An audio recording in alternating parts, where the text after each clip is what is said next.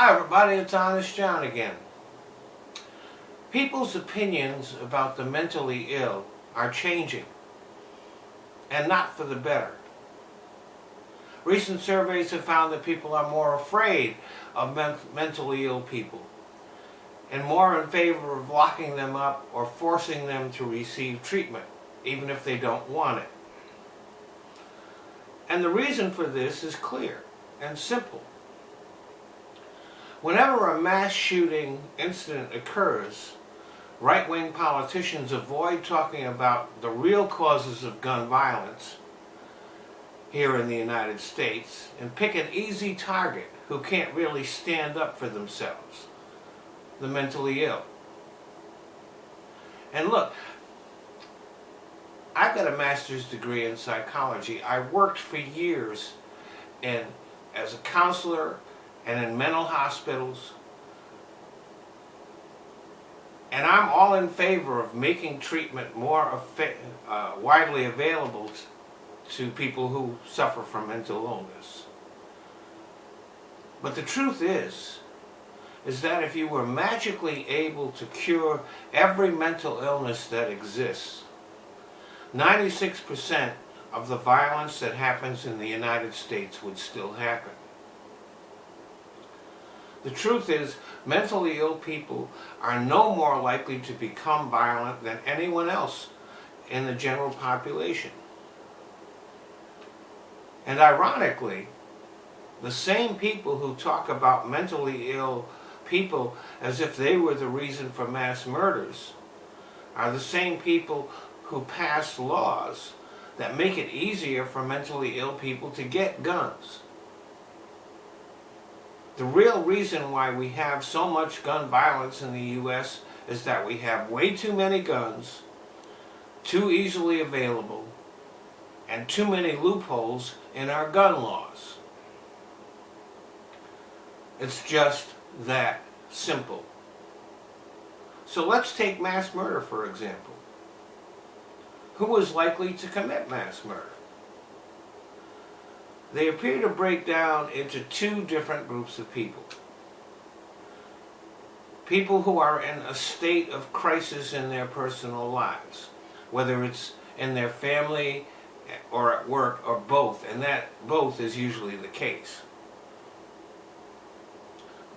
These people are not mentally ill, but they are in an unstable time and experiencing extreme stress, anger, and resentment. Their marriages are failing, they're having problems at work, they can't get along with their co-workers and supervisors. That's very important. And they are either unwilling or unable to get the help that they need, and so they grow increasingly desperate until they lash out with violence. The other group is people who are inspired by ideology.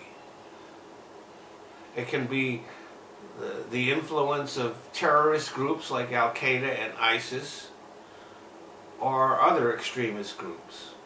Here in the U.S., it is most often people inspired by extreme right-wing groups. Two of our most recent mass murders were inspired by Donald Trump. So while I'm all in favor of doing as much as we can for the mentally ill, we're not going to stop gun violence by scapegoating them.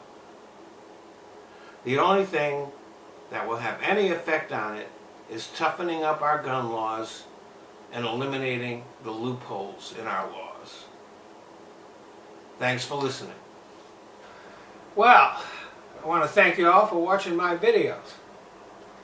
But there are certain changes that Google has made to YouTube, which, since I'm a smaller channel, means that I can't monetize my videos.